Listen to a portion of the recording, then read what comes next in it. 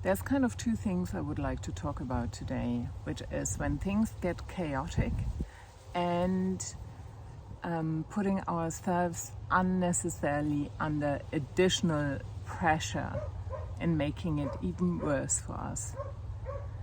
It's actually something I observed in other people as well as in myself, that sometimes when things get very chaotic on the outside, and I would say for a lot of people that's the case right now, because I'm feeling there's this intensity, and also things that were valid yesterday aren't valid today anymore. I experienced a lot of this, that people said you can, for example, have this place in Portugal and then it was cancelled on me again, or other things, and so the question is, when things get so chaotic, how do we deal with it? And one thing I actually really realized is that we need to slow down.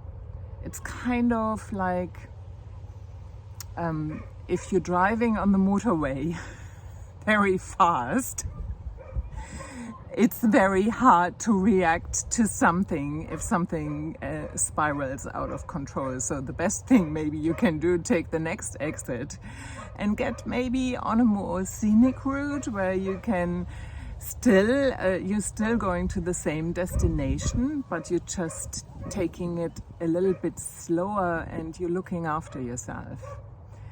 I had a chat with a friend of mine recently. She lives in Germany but is American and also is an artist, and she told me that she wanted to really move things forward with her business, and she was putting herself under so much pressure. And I was thinking, it's two cultures that do that.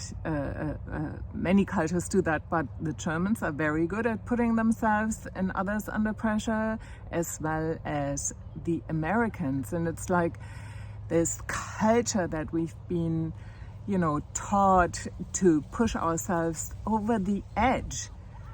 And of course it is good sometimes to push yourself. When you're avoiding things and it's uncomfortable, it's good to sometimes give yourself a gentle nudge.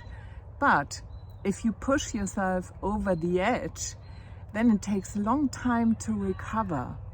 And I remember that years ago I was doing a session with a Feldenkrais teacher, a one-on-one, and Feldenkrais is a movement practice, to put it simply.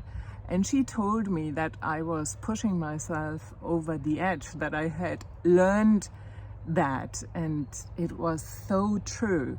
And I think when you then have outer stresses on top of that, and you're putting yourself under this amount of pressure, your car, if we get back to that imagery, just spins out of control.